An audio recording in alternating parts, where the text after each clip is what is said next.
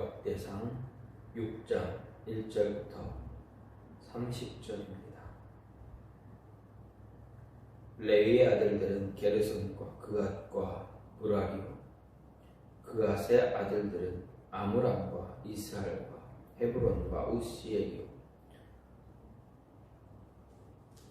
아므람의 자녀 아론과 모세와 미리암이요, 아론의 자녀는 나답과 아비후와 엘르아살과 이다말이며, 엘르아살은 비느하스를 낳고 비느하스는 아비수아를 낳고 아비수아는 붓기를 낳고 붓기는 우시를 낳고 우시는 스라이아를 낳고 스라이아는 무라요스를 낳고 무라요스는 아마랴를 낳고 아마랴는 아히둡을 낳고 아히둡은 사독을 낳고 사독은 아히마아스를 낳고 아히마아스는 아사랴를 낳고 아사랴는 요하난을 낳고 요하난은 아사랴를 낳았으니 이 아사랴는 솔로몬이 예루살렘에 세운 성전에서 제사장의 직분을 행한 자이며, 아사랴는 아마랴를 낳고 아마랴는 아히둡을 낳고 아히둡은 사독을 낳고 사독은 살룸을 낳고 살룸은 hil기야를 낳고 hil기야는 아사랴를 낳고 아사랴는 스라야를 낳고 스라야는 여호사닥을 낳았으며, 여호와께서 느부갓네살의 손으로 유다와 예루살렘 백성을 옮기실 때에 여호사닥도 가니라. 레위의 아들들은 게르손과 그앗과 무라리이며, 게르손의 아들들의 이름은 이러하니 림니와 시므이요, 그앗의 아들들은 아므람과 이스할과 헤브론과 우시엘이요, 무라리의 아들들은 말리와 무시라. 그 조상에 따라 레위의 종족은 이러하니 게르손에게서 난 자는 곧 그의 아들 림니요, 그의 아들 아하시오, 그의 아들 심마요, 그의 아들은 요아요, 그의 아들은 이또요, 그의 아들은 세라요, 그의 아들은 여아들이며, 그앗에게서 난 자는 곧 그 아들의 암미나답이요, 그의 아들은 고라요, 그의 아들은 아시리요, 그의 아들은 엘가나요, 그의 아들은 에비아삽이요, 그의 아들은 아시리요, 그의 아들은 다하시요, 그의 아들은 우리엘이요, 그의 아들은 우시야요, 그의 아들은 사울이라. 엘가나의 아들들은 아마세와 아이못이라. 엘가나로 말하면 그의 자손은 이러하니 그의 아들은 소베요, 그의 아들은 나하시요, 그의 아들은 엘리압이요, 그의 아들은 여로함이요, 그의 아들은 엘가나라. 사무엘의 아들들은 맏아들 요엘이요, 다음은 아비야라. 무라리에게서 난 자는 말리요, 그의 아들은 림니요, 그의 아들은 시므이요, 그의 아들은 우사요, 그의 아들은 시므야요, 그의 아들은 학기야요, 그의 아들은 아사야더라. 아멘. 오늘 말씀을 레위 지파의 계보 그리고 거주 성읍에 대해서 이야기하고 있습니다. 오늘 이 레위 지파의 계보를 두 부분으로 구분할 수가 있는데, 먼저 1절부터 15절은 레위에서부터 바벨론 포로까지 레위 지파 중 아론 계열 대제사장들의 계보를 이야기합니다. 이 가운데서 1절부터 3절은 레위에서 아론의 아들까지, 4절에서 10절은 아론의 아들 엘르아살에서 솔로몬 성전 대제사장인 아사랴까지 이어지는 엘르아살 계열 대제사장의 계보입니다. 그리고 11절부터 15절은 아사랴에서 바벨론 포로 때까지 잡혀간 여호사닥까지의 계보입니다. 그리고 16절부터 30절은 대제사장 계열이 아닌 그냥 레위 지파 전체의 주요 계보입니다. 그 가운데서 16절에서 19절은 레위 지파 1대에서 3대까지, 20절에서 30절은 이제 레위 지파 3대 분파별 주요 집계 혈통의 계보입니다. 여기서 우리가 주목해서 볼 수 있는 것은 이스라엘 12지파의 계보를 다루는 4장부터 8장의 중앙의 레위지파, 특히 대제사장의 계보를 언급할 뿐만 아니라 그 계보가 상세한 것은 레위지파의 계보가 23장 이후에서 아주 세밀하게 다시 언급되고 있다라는 이야기입니다. 여기에는 저자의 중요한 의도가 숨어 있음을 알 수가 있습니다. 그것은 포로에서 귀환한 이스라엘 백성들로 하여금 여호와 신앙, 하나님에 대한 신앙의 근거에서 이스라엘의 위상을 회복하도록 하기 위한 것이다라는 것을 알 수가 있습니다. 또한 여기서 저자가 제사장 출신이라는 배경도 반영되어 있다라는 것을 볼 수가 있습니다.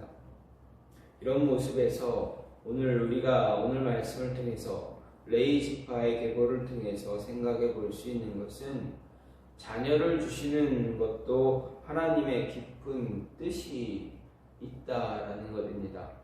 하나님께서 우리에게 자녀를 선물로 주실 때 하나님의 뜻이 분명히 그 안에 있다라는 이야기입니다. 1절 말씀을 보면 레위 아들들은 게르손과 그앗과 무라리라 이렇게 이야기합니다. 곧 야곱의 셋째 아들인 레위에게 3명의 아들이 있었다라는 이야기입니다. 그리고 이 사실은 성경의 다른 곳에도 여러 번 반복돼서 기록됩니다. 그런데 이러한 기록들을 표면적으로 보면 그저 레위에게 이러저러한 아들이 3명 있었다는 사실 외에 별다른 의미가 없는 것처럼 보입니다. 하지만 민수기 첫 부분을 보면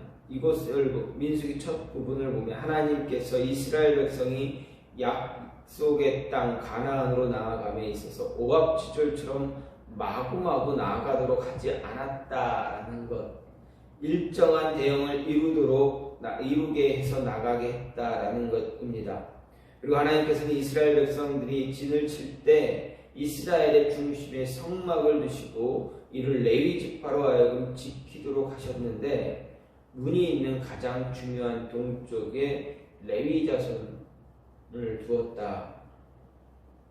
특히 모세를 포함한 아론과 그 아들들, 곧 대제사장 가문이 지키도록 했다라는 것입니다.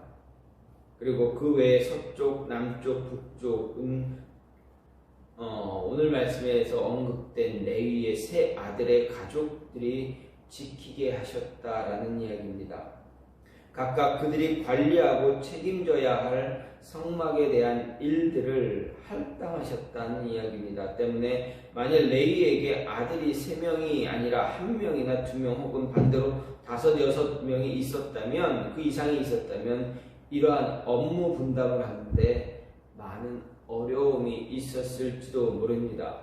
하지만 정확히 3명이 있었기에 성막을 중심으로 동서남북 사면에서 이를 지키고 보호하는데 조금의 빈틈도 없게 되었다라는 이야기입니다. 더 나아가 이스라엘 전체 진영을 보면 하나님께서는 이렇게 레위 지파가 지키는 성막을 중심으로 이스라엘 백성을 동서남북 4방면으로 나누어 각각 3지파씩 지키도록 하셨다는 이야기입니다. 그런데 야곱의 12아들 중 레위지파는 성막을 담당해야 했기 때문에 이를 빼면 11지파밖에 남지 않으므로 한 곳이 빌 수밖에 없습니다. 하지만 하나님께서는 이것을 위해서 미리 예비하신 일이 있습니다. 무엇입니까? 요셉에게 장자권을 주시면서 그의 아들을 야곱의 아들 대열에 올리시고 그들로 그 자리를 메꾸게 하신 것입니다. 동시에 그렇게 한 것으로 인해서 먼저 애굽으로 내려가 수많은 고초를 겪고 야곱의 아들들을 위한 구원의 길을 열었던 것입니다. 요셉의 고생에 대한 보상도 해주셨습니다. 왜 그렇습니까? 2 아들로 이루어진 지파들도 동일하게 가나안 땅을 분배받게 하심으로 인해서 결과적으로 요셉은 장자권을 가진 자로서 2 몫의 기업을 얻게 된 것입니다.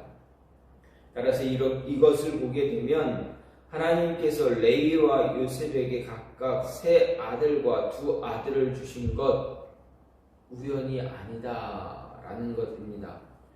여기는 이미 성막을 중심으로 가나안 땅을 향해 나아갈 것까지 미리 보고 예비하셨다라는 것을 알 수가 있습니다. 하나님의 기쁜 섭리와 계획이 있었다라는 말씀입니다.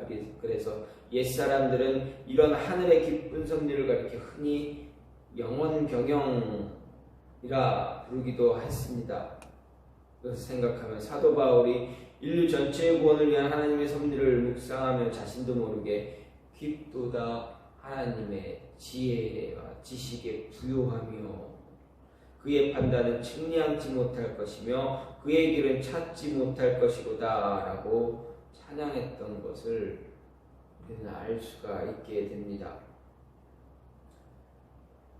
따라서 우리는 이러한 일들을 통해 하나님께서 우리에게 자녀를 주실 때 아들을 주시든 딸을 주시든 그리고 몇 명의 자녀를 주시든 아니 더 나아가서 혹시라도 자녀가 없을지라도 우리가 측량할 수 없는 하나님의 깊은 섭리, 하나님의 지혜, 하나님의 뜻이 있다라는 것 깨달아야 합니다. 혹시라도 마음 졸이며 있는데 아이가 늦게 생기거나 일찍 생기거나 이 모든 시기에 따라서도 시기도 하나님의 뜻과 하나님의 지혜에 달려있다라는 것입니다. 이미 하나님은 모든 것들을 생각하시고 계획하셨기 때문에 하나님의 뜻을 바라볼 수 있어야 한다는 것입니다. 그리고 주신 자녀들을 통해서 하나님의 뜻을 바라보아야 하지 내 마음대로 내 뜻대로 내가 원하는 대로 자녀의 미래를 정하거나 내가 원하는 대로 자녀를 이끌어가는 그러한 모습, 그러한 고집들은 버리고 하나님의 뜻에 맞게끔 하나님이 원하시는 방향이 어느 곳인지 어떤 곳인지 바라보면서 기도하면서 자녀를 믿음 안에서 이끌어 나갈 수 있는 모습 가져야 한다라는 것입니다. 특히 우리는 하나님이 우리에게 자녀를 맡기신 것은 우리가 자녀를 위한 청지기 역할을 잘 감당해야 한다라는 것도 포함되어 있습니다. 자녀들의 길을 그들의 미래를 하나님의 뜻을 알게 하는 그러한 그 모습을 알 수 있도록 돕는 역할을 우리가 해야 하는 것이지 내 마음대로 내 뜻대로 하는 것이 아니다라는 것입니다. 하나님의 섭리 안에 포함되어 있는 우리의 자녀들입니다. 따라서 하나님의 뜻 무엇인가 잘 헤아릴 줄 아는 저와 여러분이 되기를 간절히 소망합니다. 또 자녀를 키우고 인재를 양성하는 것이 바로 교회의 사명이다라는 것입니다. 분명 하나님은 우리에게 자녀를 주셨습니다.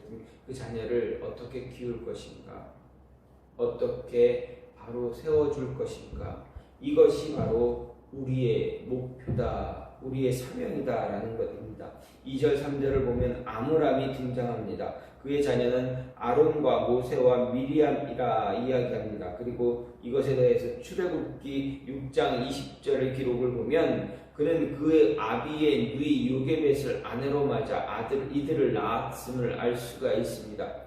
하지만 이런 사실 외에 성경 어디에도 아므람의 다른 사역이나 행적에 대한 기록을 찾아볼 수 없습니다. 따라서 적어도 성경 기록에만 의존해서 생각해 본다면 그가 이 땅에 와서 한 일이라고는 아내를 맞아 3명의 자녀를 낳아 키운 것 외에는 없다 할 수 있습니다.